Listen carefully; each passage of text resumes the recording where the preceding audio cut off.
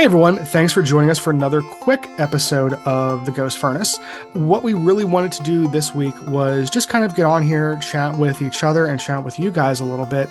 It's been a busy few weeks, and we have a busy few weeks ahead of us. And we didn't want to kind of lose the momentum that we've had the last few weeks. Just kind of wanted to hop on and chat with everybody. As always, I am here with my cohort, Nick Pennsylvania. How you doing, Nick? I'm doing real good. Yeah, it's like to hear, man. We've already got a lot of really good feedback regarding our episode last week with the Jim Harold of Jim Harold's Campfire and the Paranormal Podcast. Before I get into kind of my thoughts on that episode, what are some of the things you either think or have been hearing since our last episode, Nick? Well, I'll tell you my impression because like I said, you and our friend Mike, who started all this, have been fans of Jim Harold's for years. And Mm-hmm. I don't listen to a lot of podcasts until fairly recently. And that's because my family finally got me to convert over to Spotify and other things. I've been long on audiobooks and I was getting them from the library. Now I'm Right. using rental cars more often for work, and they sync up to my phone. It's too convenient not to. Mm-hmm. Right, So right. I'm listening, and I've been listening to Jim Harold for a number of months now. I do really enjoy him, but getting to know a little bit more about him, not only his background in radio, but as he mentioned at one point, we were chatting a lot before we started recording, and we were chatting about shortwave radio and all Mm-hmm. sorts of things that I love. And he's a Cleveland guy, and Cleveland, Pittsburgh area people, despite how much Pittsburgh people rag on Cleveland, are very Mm-hmm. similar sort of Right. folk. Right. So it was really cool. And it did make me appreciate and go back and listen to a few more episodes. And I caught his live stream a couple days ago, and Oh, cool. Yeah. real nice guy, real genuine. I hope it is not the first that he comes around. Right.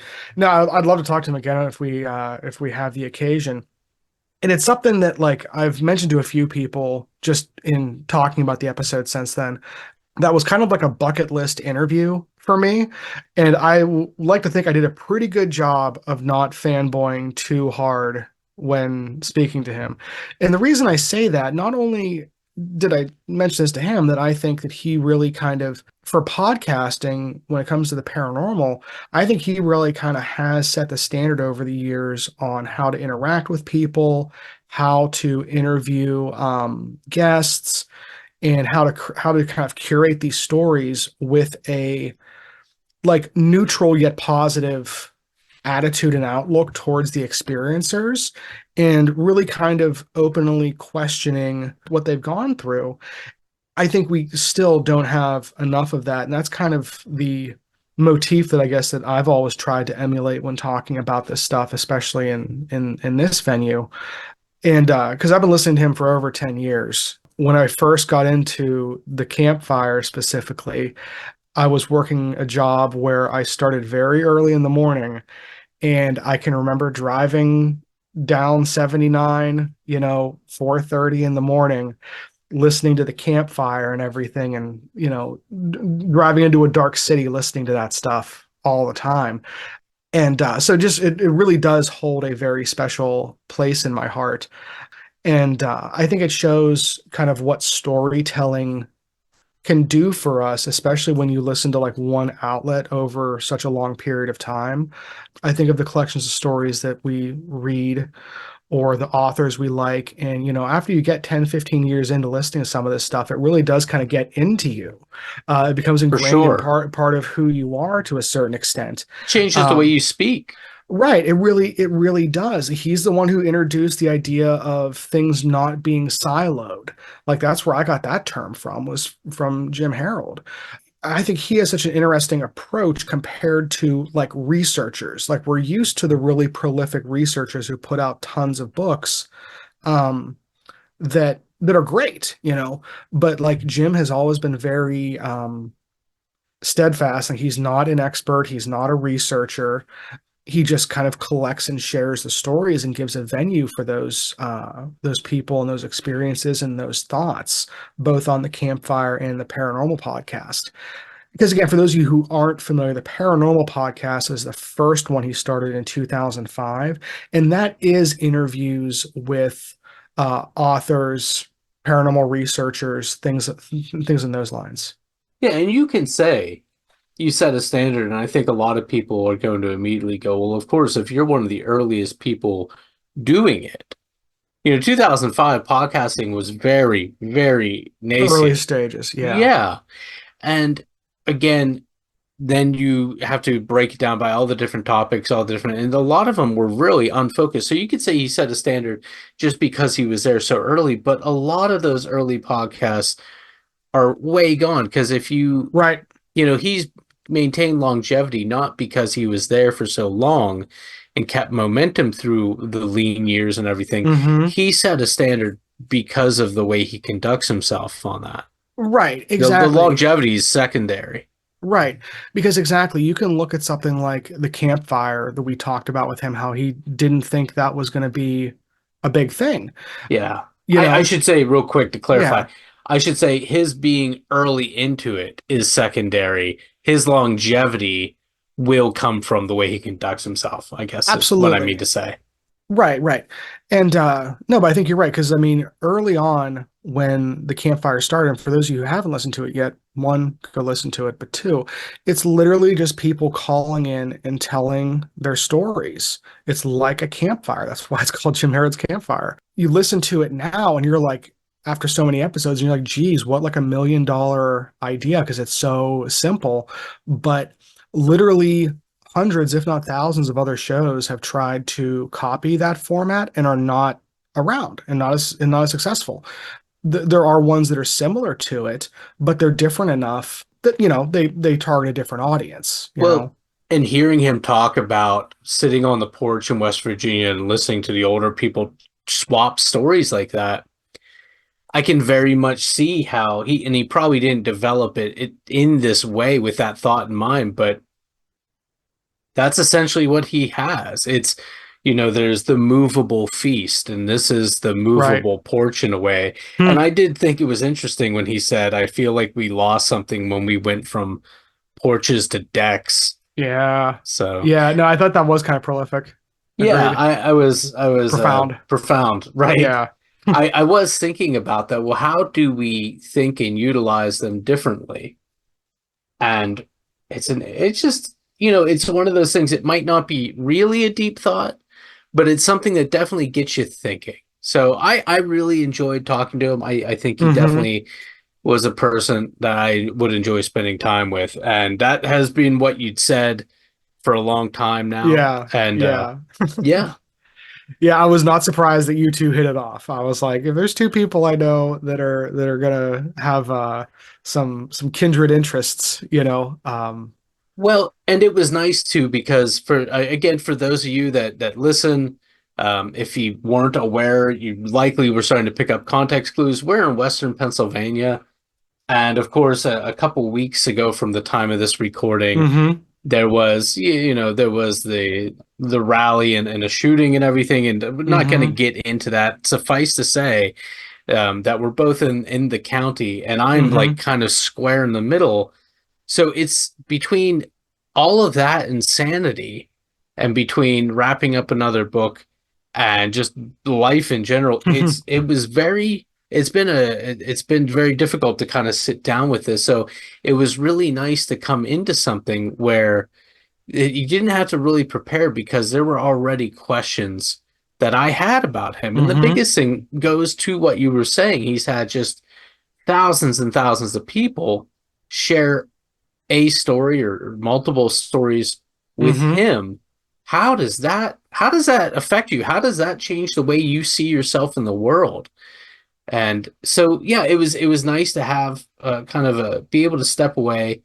It was nice to be able to go into a story where we could just kind of listen. And I think it was good too because when you listen to the campfire, which is the his podcast that I've listened to most of, he talks a bit, but he really is just there to listen and kind of encourage people to feel comfortable talking and remind people that, hey, I believe you saw what you saw. I don't know what it is. Maybe it's something else, or maybe it's just a coincidence, but it is that is a really, if I were in those shoes, boy, I'd be feeling pretty much the same way. And I think that's yeah. So I was kind of curious as what more he'd have to say about things.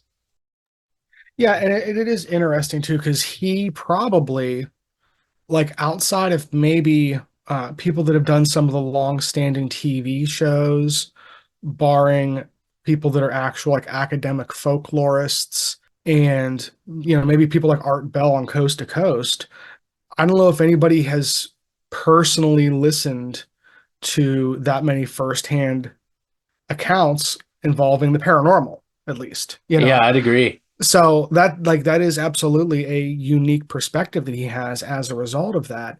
And you would think that that would make someone very confident in their that could very easily make someone confident or overconfident in their reading of these situations. But he does a really good job, I think, of maintaining that Some uh humility almost, yeah, like, yeah. yeah. Just like he doesn't have the answers. He's very clear about that. And he doesn't seem like he's developed an ego, Right. even though, like, Oh, there's surely no way not. you Yeah. can't not see yourself in some way as being the archivist of the people's stories.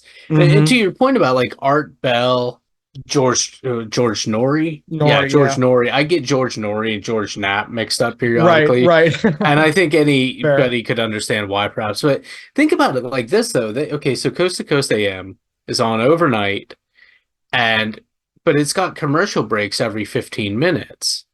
And if you have a guest on for 2 hours, like, I bet you he's already surpassed the number of stories any Coast to Coast hosts have had, Mm-hmm. because Probably. this medium is so much more conducive to conversation.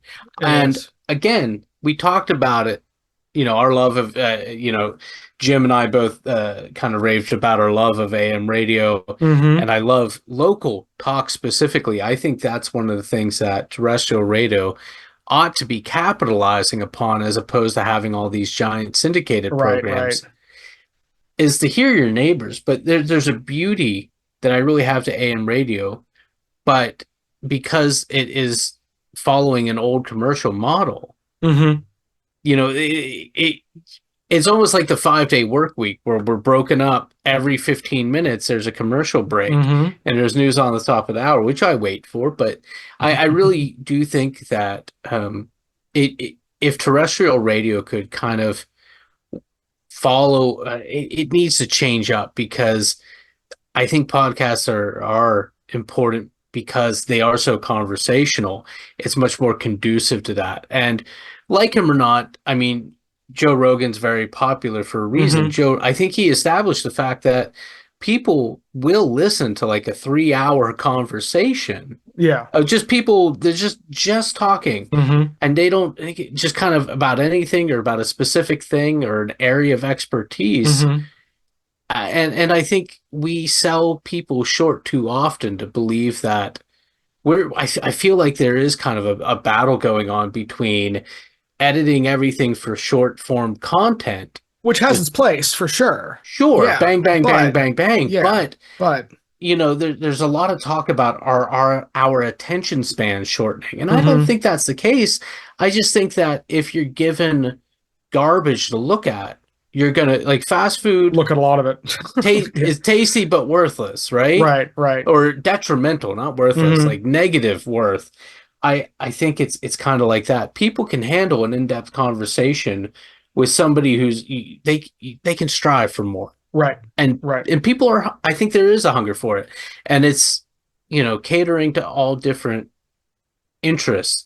We are people with varied interests, you and I. Mm-hmm. And Mm-hmm. to think that like Jim Harold is just the spooky stories guy, is, pigeonholing him, Right. but he's definitely serving that audience in a way, in a unique way. And I think Mm-hmm. that fans appreciate it. So I want to reiterate your point. If you haven't, he really is worth your time, Yeah. because it isn't him. It's the people that call Right. in. Right. And I think that, like, that's kind of the beauty of his stories. Because again, for a lot of us that have listened to them for a long time, because I have a few friends, my brother included, who like listen to especially the Campfire really weekly, and we certainly have developed our preferences over time of what types of stories we like to hear and which ones we've heard a little too much of, um, Absolutely. but that's like that is a spoil of riches, like kind of Yeah, thing. honestly. It really is what it's kind of done for, I think, a lot of people that I've talked to that either have been on the Campfire specifically or have been on like similar shows or written into other shows in other podcasts specifically.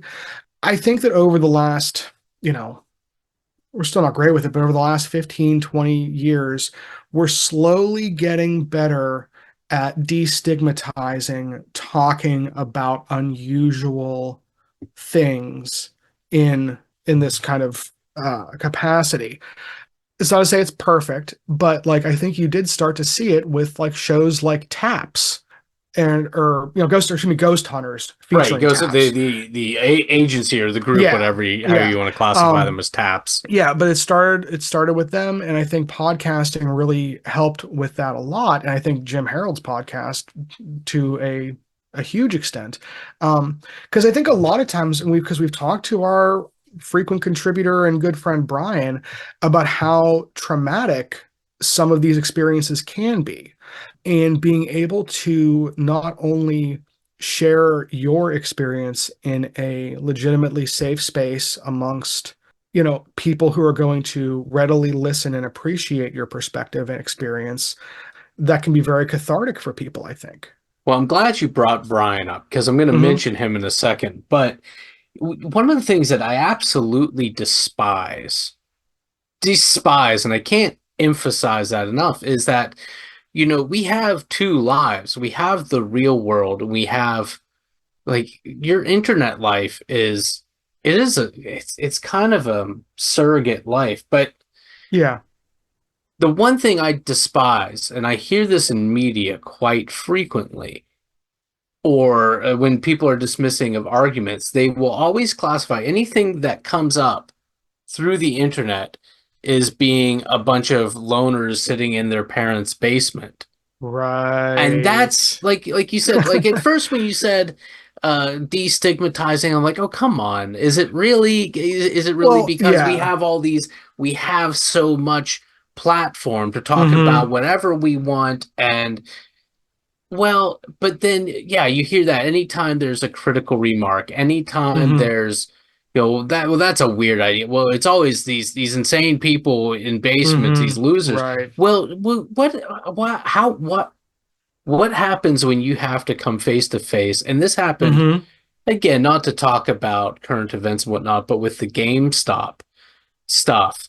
Well, a lot of the practitioners in that, even though they were being classified as basement dwelling troglodytes, Hmm. no, they were upper middle class people that were already involved in many ways in Hmm. markets and everything. Right. So it's that dismissal, and I think that's one of those hurdles in destigmatizing is Right.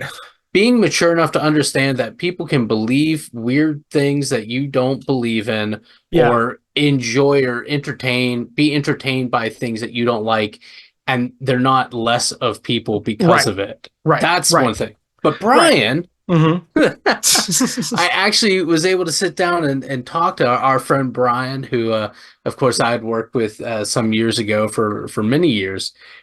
Great guy. He's been on here quite a number of times. If you've not heard any of our conversations with Brian, if you dig back any length of time, you will. He's been on like half a dozen times, I feel. But he's a real uh, he really promotes the show in his daily life because he introduced me to somebody down the hall. He's like, "Oh my gosh, you'll have to meet. Right. She's listening. She's really enjoys. She's really excited." And I'm like, "Oh, come on now. You can." But no, she was very nice, and it was one of the things that prompted my question to Jim, like, what's happened when because he's had signings and whatnot, and you're Yeah. meeting people that you would never know Hmm. had heard you and Yeah. appreciated that you were this outlet for stories. And it kind of was that to a little bit of a degree. But at the other end, I know Brian's like, oh, you should definitely listen to this. So, but thank you, Brian. Absolutely. Always. No, and I think I think it is interesting too, because like you mentioned, like the two different lives that people have. And I think that regardless of what you're entertained by or what you're into or what you're kind of looking for, like in this media, just media in general, social media, or whatever you want to call it, I think that whenever you hear people downplaying the benefits of finding a community that may not be the traditional, like around your block community, I don't think that's any less valid. It's different, but it's not less valid in my mind. I mean, Neil Postman was often beating the same drum about media, and I always appreciated it. I thinking specifically of his book "Amusing Ourselves to Death in Technopoly," and one of the things that he puts forth in there frequently is the sense that and he was writing this in the 90s, about we have never had so much information, access, and ease of access. And of course, that's only expounded leaps and bounds since the time he wrote this. But he said we are not particularly good at taking data and parsing through what is valuable and what is not. And somewhere in that statement, there's something that ties to kind of what we're talking about here. But the bottom line is, if you enjoy, you shouldn't go to the Bill Watterson route. There's no high art, there's no low Right, art, right. and of course, there's certain people who just through brilliance, understanding, charisma can take a medium or a topic that some people feel is inferior and Hmm. confront you with it. And I think, Bill Watterson himself is an example of that. But yes, there's also the opposite. You have your Diogenes out there. But Right, for the sure. bottom line is don't apologize for liking what you like. Don't yuck someone's yum. Yeah. Don't yuck someone's Yeah. yum. That's Yeah, yeah. semi-Voltairean attitude, I suppose, would be the Yeah. classic. Yeah. If you're not hurting anybody doing it, Yeah. like, Yeah. don't hide all your Adamant records when company comes over. They can deal with it, Like, yeah, they just and that's if they can't, oh well. but it is interesting. And speaking of like media and stuff, Jim Harold was obviously the first like podcaster that we've interviewed, kind of in this space. We do have a few other interviews that both lined up and ones that we're working on with folks who are authors, paranormal researchers. Some of them also have podcasts, too, but they're definitely multi-vocational in that sense. So we're really excited about bringing a lot of those different types of perspectives to everyone because like we obviously like talking about, just like spooky stories and Bigfoot and UFOs and stuff. But getting these other opinions from other people can really be valuable and entertaining to like us, like we'd be having these conversations Yeah. even if none of you were listening. But the fact that other people out there appreciate hearing them too is really, really cool. And that's never lost on us. So that's kind of why we're working so hard to get these interviews and line these things up for everybody. Well, and of course we love reading books. Hmm. And We again, sure like I do. said, Yep. everybody is a multifaceted person. Everybody is a polymath to some degree. Hmm. And in a way, when Mike called you and me and talked about setting this up, it kind of was, we have sat around a lot of campfires We together. have, like, very physically. Yeah. Very, very, very physically. Physically, not just metaphysically, but physically. Right. It was all consensual and fun. Yeah. But Yeah. no, we have, and like Brendan said, if even if you're not, we're gonna be here doing it because Yeah. we do enjoy speaking to one another and Hmm. being able to bring in and listen to other people's thoughts on these things. I understand too that there's a chance that we'll be doing a first for Hmm. us, and we may be soon appearing on another thing, but I suppose I shouldn't say anything more about that other than to say that we'll let you know. Yeah. There's some, the spooky season is nigh upon us. So that's all I'm going to Absolutely. say about that. Yeah, so we might be plugging some other shows in the near future to make sure that you guys go check out because we're already fans of them, so it's an easy sell in that sense. Um, but we do have a lot kind of on our plate over the next few months. But that being said, if anyone out there does have anything they want us to research, or any questions, or any just good leads on either stories, authors, researchers, please reach out and let us know, because we always are looking for more, and really And appreciate. we always appreciate you reaching out. We love getting things, and if you could throw a review wherever you're listening, because that helps us. It But does, we yeah. also just like reading them. Well, absolutely, yeah, no, yeah. From a selfish standpoint, it is just fun reading them and thinking like, oh, gee whiz, Um, it's usually my response. But honestly, sharing the podcast with others, rating and reviewing, does help get the podcast out to new people whenever it's suggesting them. And the more people that listen, the more stories people will share with us, hopefully. And then the more you get to enjoy them. So really, everyone wins. So And yeah, and if you think you know somebody that would enjoy or at least be intrigued by some of the conversations we're having, we appreciate you letting them know. Because, of course, if I had listened to Mike and Brendan years ago when they first told me about Jim Harold, imagine how much richer and fuller my life would be today. right. But yeah, so for those of you who do want to reach out, you can find us on Instagram, Facebook, and YouTube, or you can just send us an email at theghostfurnacepodcast@gmail.com. Thanks again, everybody.